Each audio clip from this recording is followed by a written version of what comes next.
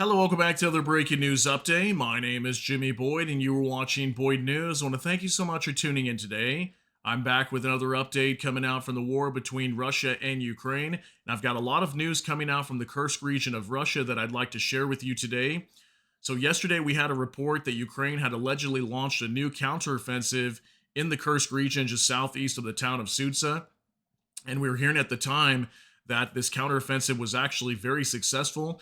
Well, now I've got some new updates today to let you know what's going on over here. So take a look at your screen here. This is a new video coming out from the Kursk region showing Ukrainian armored vehicles storming through Russian defenses.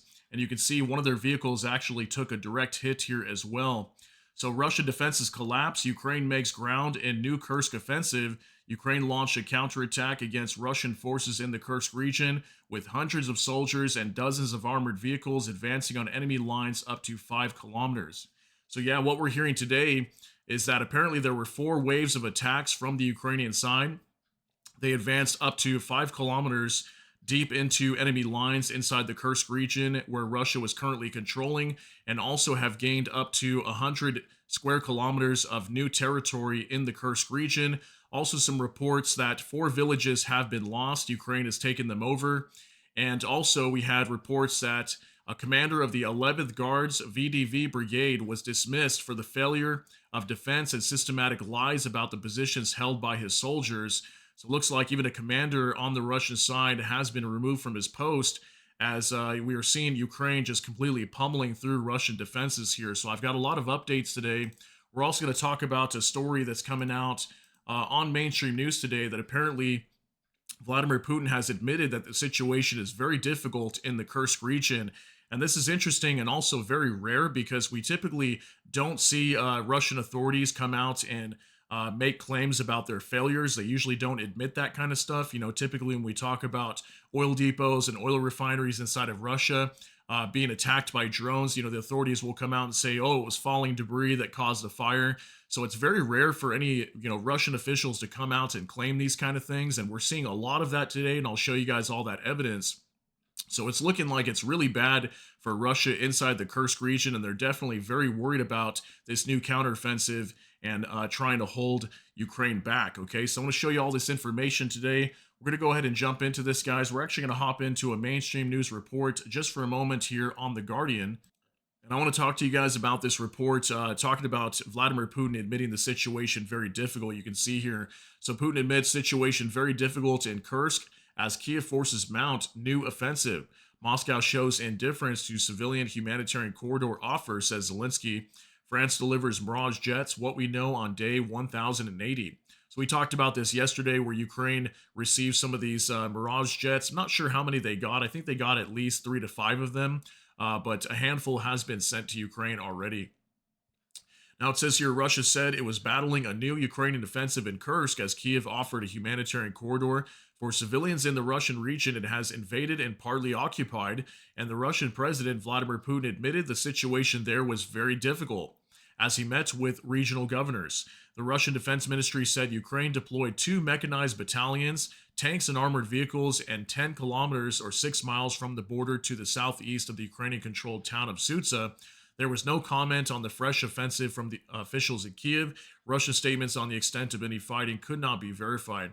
Okay, so they note here that it looks like it was 2 battalions that were deployed to that area. So that's anywhere up to like 2,000 troops that could have been involved in this offensive. I'm not sure if all of them were involved in the same attacks, but definitely hundreds, if not over 1,000 Ukrainian soldiers were involved in this attack. Okay, so major news coming out today regarding that. And also, again, very interesting that Putin coming out and admitting that the situation being very difficult in the Kursk region. So that makes me think that it's really not looking good for Russia right now. So let's go ahead and hop on over here now to X, and I've got several things I can share with you over here. So this is from next. Ukrainian forces break through defenses in the Kursk region, advance up to 5 kilometers into Russian territory, according to the Institute for the Study of War. Ukrainian troops conducted a series of mechanized assaults in the Kursk region, breaking through Russian positions and advancing southeast of the city of Sudza. Geolocated footage published on February 6 confirms that Ukrainian forces have taken positions southwest of Makhnovka, as well as north and east of Cherkasskaya. Konopelka, Sudza Oboyan, axis, securing control over the villages of Kolmakovo and Fanaseyevka. Kind of hard to pronounce, guys, sorry. Reported by the Institute for the Study of War. Ukrainian assault operations in the area are ongoing, increasing pressure on Russian units stationed along the border. Okay, so this was a new report that came out just yesterday, actually showing the different positions of where Ukraine currently is attacking right now. We're mostly going to talk about down here in the southeastern portion, as this is mostly where the counteroffensive has taken place. But allegedly, I guess there's a lot of action going on up here also in the northwestern portion of the Kursk offensive. Okay, and you can see here it says the Russian Ministry of Defense reported on February 6th that Ukrainian forces launched a counterattack in the Olenok direction. As far as I know, they have not taken Olenok yet, but they're getting close. And geolocated footage posted on February 6th indicates the Ukrainian forces seize Kolmakov and Fanaseyevka. Okay, so that's going to be down here in the southeastern portion. I got some better maps for you guys too. So we'll move on to now with Cloud. Second day of Ukrainian counteroffensive actions in Kursk region. According to Russian media, control over 4 villages has been lost.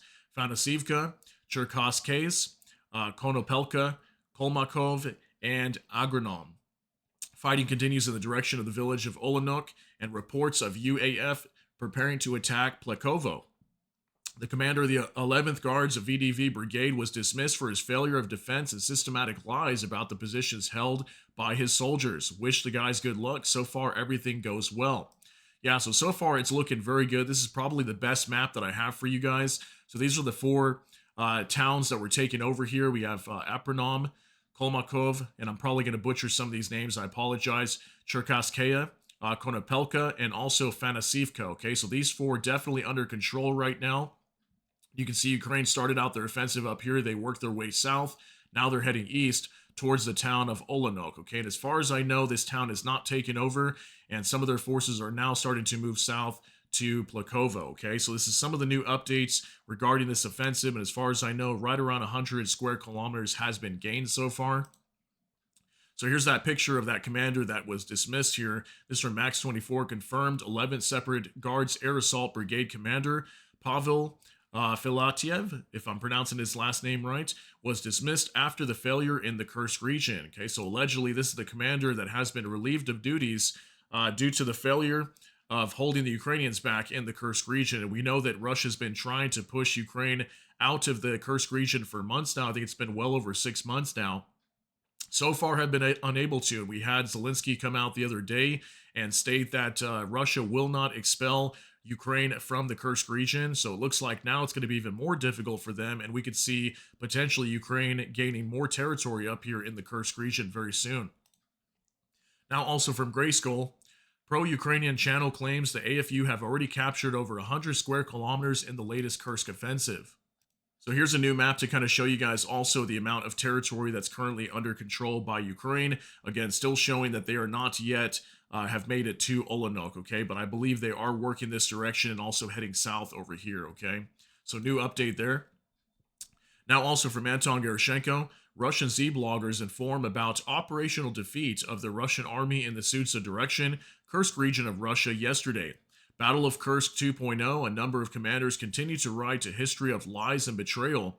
On February 6, 2025, the command of the Russian Armed Forces Group in the Sudzansky direction suffered an operational defeat. It is the fault of the Russian Armed Forces that yesterday the enemy improved their position in the Kursk region. It is very possible that today he will continue improving his positions, and our command, to cover up yet another lies of the previous months, will start to push soldiers forward without training, increasing losses. Okay, so yet again, another admission of defeat here in the Kursk region that we continue to hear. And again, this is pretty rare, okay? Russia does not come out very often and admit losses or defeat. So this looks like it's really bad for Russia, and I think things are going to unfold very quickly here. And don't be surprised if Ukraine gains another 100 square kilometers or more in the next day, as Ukraine looks like they're moving very quickly right now with this new offensive, and probably the most significant one here in the last probably 3 or 4 months now. Now from Sean Pinner, Heavy fighting in Kursk continues, with what seems to be Ukraine advancing roughly about 4 kilometers further into Russia. Allegedly, a North Korean Special Forces officer was also captured providing valuable intelligence, according to one reliable Ukrainian Telegram channel. Putin has also said the situation in Kursk is now very difficult. Okay, so some new maps here coming out, and while I'm showing you guys these maps, this is kind of where the offensive is at, by the way, in this area. And, while we're talking about this, some reports coming out today also that North Korean soldiers are now back in action. I'll show you a couple of these reports here talking about this. And this report talking about a North Korean Special Forces officer that was reportedly captured as well by Ukraine. Now, I haven't been able to see any other reports talking about that just yet. So we'll wait for further confirmation. That could be very big if an officer was captured on the North Korean side. But we had a lot of reports over the last week that allegedly the North Koreans had pulled off the front lines due to all their major losses. But then we had Kirill Budnov, the head of the GUR, coming out and stating that allegedly the North Koreans had not pulled away. They were still fighting. They were just kind of backing off for a little bit. But it sounds like the Ukrainians are encountering them in the Kursk region today. Okay, so another update now from Konstantin. North Korean troops are attacking Ukrainian positions in Kursk again, right now using infantry groups of 20. Two groups destroyed already, more coming. Thermal drones you donated to our orgs are saving lives. I can't post the videos yet, but North Korean troops are trying to use thermal capes, but it's not helping them. All right, so yeah, again, more reports now that North Korean soldiers are showing up. It looks like they're launching attacks in groups of 20, and Ukraine is destroying them. Okay, so just wanted to share that with you as well, as this information was just starting to come out yesterday in regards to this offensive. Okay, so let's wait and see if we hear more reports talking about that. Now from Anton Gurashenko again, what do you know? The AFU bypassed the Akhmat unit again. Otherwise, they would have repelled the attack, Aladanov says, but they were unable to. Okay, so we're going to hear a report from Apti Aladanov, who is the commander of the Akhmat Special Forces, so the Chechen forces basically in the Kursk region. We know that Ukraine has been battling against them for months now, ever since the Akhmat unit was deployed over there. So once again, another video of Apti Aladanov coming out and basically claiming the failure of his troops to defend the Kursk region, expel Ukraine from Kursk, and also defending it from future attacks. As we had this other video that came out back in August of 2024, you can see here, right around the time when Ukraine launched their offensive into the Kursk region, he claimed that they failed to stop the offensive. Well, now look, he's doing the same thing again. Take a look at this. Опять у наших соседей пошла волна контрнаступления противника в направлении Черкасской Конопельки, Уланка. Никогда спецназ Ахмат не стоял. Противник, видать, понял, что на участке, где мы стоим, ему все равно ловить нечего, и пошел, получается, вниз к нашим соседям на левом фланге. Наши подразделения максимально помогают соседям, которые отбивают сейчас наступление противника, сжигают технику. Все наши отряды беспилотчиков очень активно работают.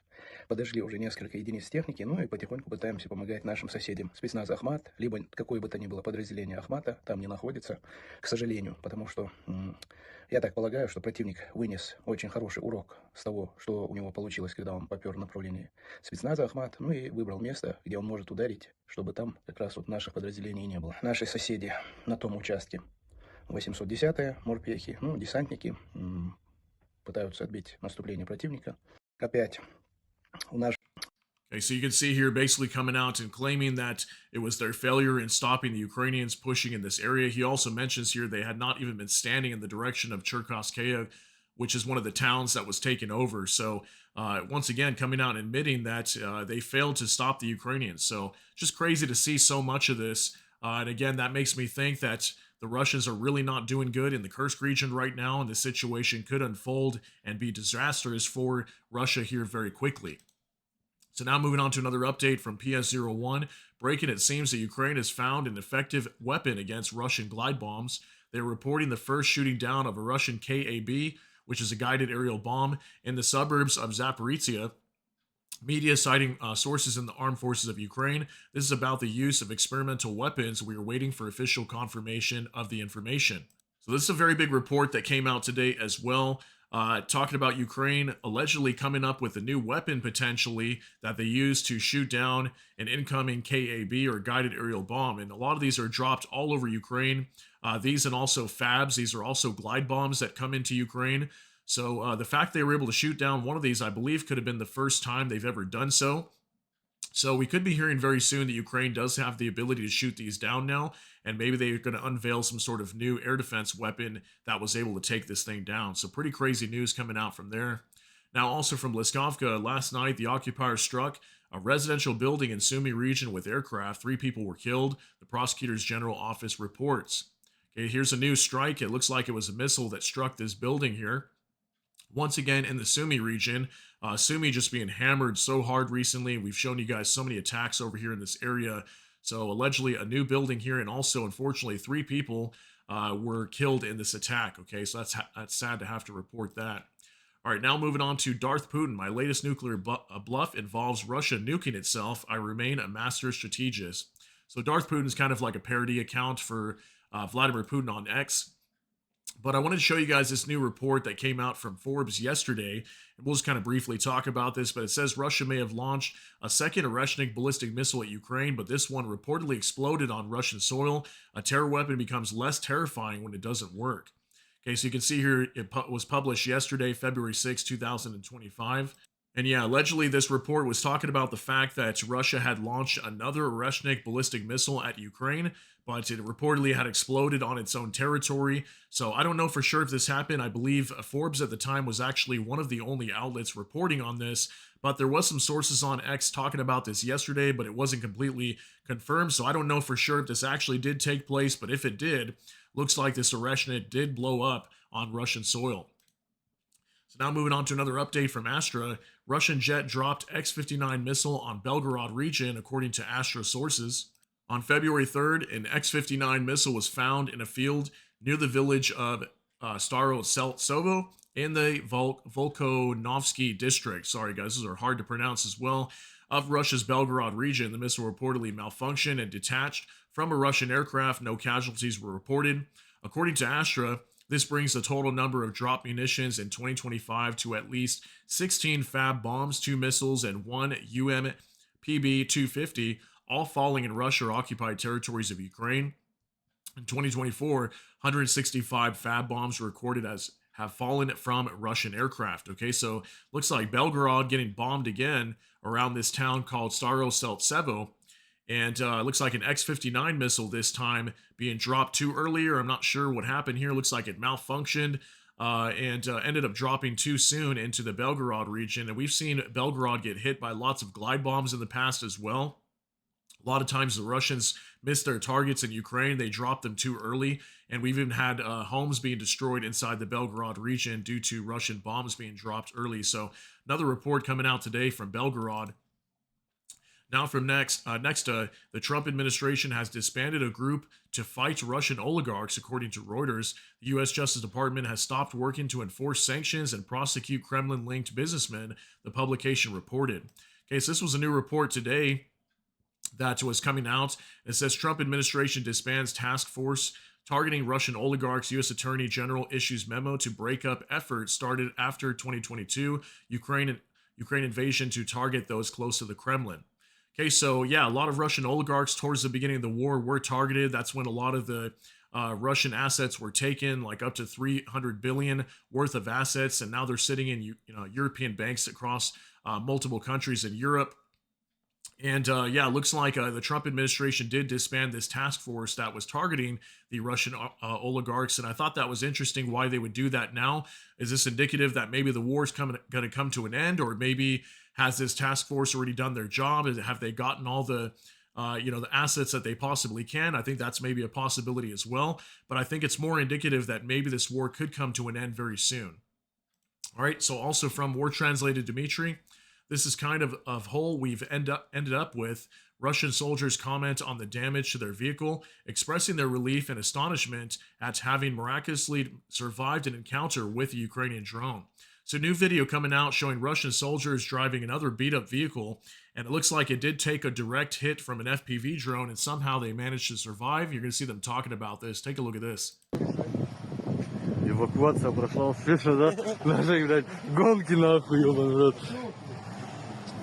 Вот такая дырочка у нас, короче, произошла на. Куда ее толкать?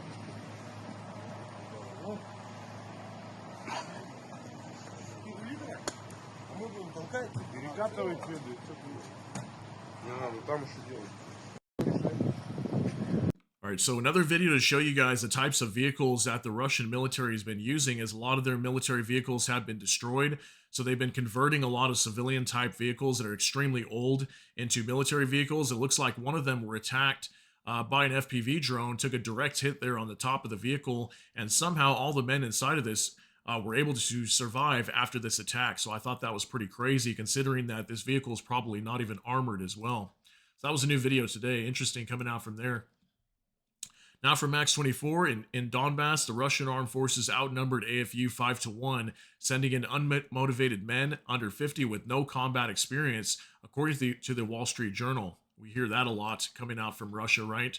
Ukraine compensates for its lack of infantry with drones, producing 200,000 a month. Western support is crucial, but Ukraine faces ammunition shortages. So it says here it's Russian men against Ukrainian machines on the battlefields in Ukraine, desperately short of infantry. Kyiv is using aerial drones to pick off Russian infantry. It's slowing, but not stopping the Russian advance. So yeah, we know that especially on the eastern side of Ukraine, definitely Ukraine is outnumbered. So they've been utilizing a lot of drones to try to destroy Russian units that are incoming. That's why Ukraine has so many FPV drones. So yeah, just more indication here that Ukraine is using more and more drones every single day to combat Russia. Now, also from Anton Gerashenko, Western ship owners received more than $6 billion by selling old oil tankers to a shadow fleet transporting Russian oil.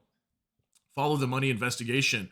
The platform, together with an international team of 40 investigative reporters from 9 countries and the Independent Research Institute, Kiev School of Economics, or KSE, found that at least 230 vessels have been sold by owners from Europe and the U.S. into the shadow fleet. And with that help from the Kremlin, maintains its crucial oil revenue despite Western sanctions. Most of them are sold by Greek owners, followed by British and German owners. Currently, the KSE estimates that a shadow fleet of over 600 tankers is shipping 70% of all Russian oil exports. Almost all of them on paper are not owned by Russians. Instead, they're registered with companies in India, the Seychelles, Hong Kong, or Vietnam. Selling to these third countries is not illegal. A ship broker who requested anonymity because of the sensitivity of the discussion said the sale of used ships by the Western ship owners, who usually don't know where the ship will end up, ultimately came down to profits. An investor is only interested in one thing, and that is money. I think the ethical line is very thin. If it's allowed, they'll do it, the broker said. Okay, this is reportedly different countries that are selling their old oil tankers to other countries around the world, and eventually this somehow gets traded over and used for Russia with their shadow fleet of oil tankers. And maybe some of these companies aren't aware that this is happening. Maybe some are, maybe some aren't. But this is more indication that still many countries, even in Europe, are still doing trade with Russia, whether they're aware of this or not. And that can't be good, right? Because now, even though a lot of these oil tankers are starting to be sanctioned by like the United States, Russia may be able to get around this by using new tankers that are now transferred from other countries in Europe. Okay, so that's pretty crazy news. Now from Kaja Kallas, who is the EU High Representative for Foreign Affairs and Security Policy with the European Commission. And she reported here, Lithuania, Latvia, and Estonia will permanently disconnect from Russia's power grid tomorrow. Russia can no longer use energy as a tool of blackmail. This is a victory for freedom and European unity. Okay, so new report today. Yeah, so what we're hearing is several of these Baltic nations, Lithuania, Latvia, and Estonia, starting tomorrow are going to be disconnecting. I think it's actually today on the 7th. They're going to be disconnecting from Russia's power grid. Okay, so that's very big. And it looks like these countries will be okay without power coming from Russia. And once again, more indication that the West is pulling away from supporting Russia. But could they be doing more? Yeah, they probably could be, right? Now for Max 24, a Russian spy ship caught fire off Syria's coast, according to AP News. The broadcast came from a Russian spy ship, Kildin, as the vessel packed with intelligence gathering equipment drifted temporarily out of control off the Syrian coast on January 23rd. Yeah, this was a big report today that a Russian spy ship was catching on fire. Don't know all the details to this yet. I'll check this out and see if maybe we'll do a separate video on this later today if I can get some information. I'm not sure if this is the actual photo coming out from there, but reportedly there was a spy ship that was Russian, used by the Russians, and it allegedly caught fire off the coast of Syria. Okay, so pretty crazy news there. Now, from Igor Sushko, Russia reported a HIMARS strike on a Russian command post in the Kursk region. Okay, 2 times over the last like week and a half, we've reported to all of you that a Russian command post was allegedly hit, and sometimes we didn't know. We just heard it was precision strike. So now, new video coming out showing a Russian command post in the Kursk region being hit by HIMARS. So this could have been based on one of those reports that we talked about, as allegedly at the time there was no evidence, no videos or anything like that coming out talking about these strikes on these command posts. But we did hear about this at least 1 or 2 times over the last week. So that could be relating to one of those attacks recently that we talked about in previous videos. Now, from next to again, Trump plans to escalate sanctions to weaken Putin. This was revealed by Keith Kellogg, the U.S. Special Envoy for Ukraine and Russia. According to him, on Thursday, Donald Trump gathered his entire team in the Oval Office to discuss what more could be done to end the war in Ukraine as quickly as possible. One of the key measures discussed was tightening sanctions. Kellogg stated that the current sanctions are only a 3 out of 10 in effectiveness, and that more aggressive measures are needed. All right, so very soon we could be hearing that Trump's going to be slamming sanctions down onto Russia. And I think that's very highly likely that in the next month or so we could be seeing that, as we know that this war could potentially be coming to an end here in the next couple of months. And I think the U.S. is going to try to put major pressure onto Vladimir Putin, so that way we can potentially see this war come to an end. But as soon as we get that information, I'll let you guys know once he drops these sanctions onto Russia. Now, another report from the Kyiv Independent. Russian singer who spoke out against the war in Ukraine dies after allegedly falling from a window during a police raid. Vadim Stroikin, if I'm pronouncing that right, reportedly fell from his 10th floor apartment while officers investigated alleged donation to Ukraine's armed forces. Okay, so was he guilty of this donation to Ukraine's military? Maybe he was, maybe he wasn't. But the reason why I pull this up is because we have just been seeing so many reports of Russians falling from windows, and many times if it's people that speak out against the war in Ukraine, speak against the Kremlin, we usually see them falling from a window. And there was just a report just a couple days ago where there was another Russian official falling from his window as well. So is this another one of these attempts of Russian authorities trying to get rid of people inside of Russia that speak out against the war in Ukraine? I think it's highly likely, but that was pretty crazy. And this was actually a singer inside of Russia, so pretty crazy to see. All right, a couple more things before we get you out of here now. For Max 24, Ukrainian air defense shot down 81 out of 112 Shahed UAVs, 31 UAVs suppressed by electronic warfare. All right, so major drone attack inside of Ukraine last night. I was not able to find any video footage or pictures coming out of any major attacks inside of Ukraine. We probably did have some damage, but nothing extreme from what I was able to find. But yeah, 112 Shahed UAVs entering Ukraine last night. Definitely a much larger attack than usual. But does look like Ukraine was able to down a majority of these, which is probably why we're not hearing any reports of damage today. All right, final update from the Kyiv Independent. These are the indicative estimates of Russia's combat losses as of February 7th, according to the Armed Forces of Ukraine. Last update, Russia's losses as of February 7th, according to Ukrainian intelligence: 1,340 troops, 18 AFVs, 96 vehicles and fuel tanks, 10 tanks, 32 artillery systems, 116 UAVs, 1 anti-aircraft warfare system, and also 1 special equipment being destroyed. And again, if you notice, the troop loss is still a little bit lower than what we've been seeing. We've been seeing right around 12 to 1,300 over the last probably 3 or 4 days, and just about a week prior to that, it was like 1,500 plus. So a little bit less than normal, and also still a little bit higher amount of tanks being destroyed. We've been seeing double digits for about 3 or 4 days now, and lots of artillery systems destroyed here as well. Okay, so lots of huge updates coming out from this war today, and I'm very curious to see how this offensive in the Kursk region is going to unfold. And I think it's highly likely it's going to be in Ukraine's favor, considering the amount of admission of defeat in the Kursk region by the Russians, as again, typically they really don't talk like that. So it's really not looking good for Russia up there in the Kursk region. I think Ukraine's going to be gaining more ground. And as soon as we get more updates on that, I'll do another video for you guys, let you know what's going on up there. But I want to thank you so much for tuning in today for this update. If you got something out of this, please smash that like button. Also, if you enjoy my content, please consider subscribing down below. Hit the notification bell. That way YouTube can notify you. And with that, hope you all have a great day. Everybody take care and God bless. And we'll see you in the next one.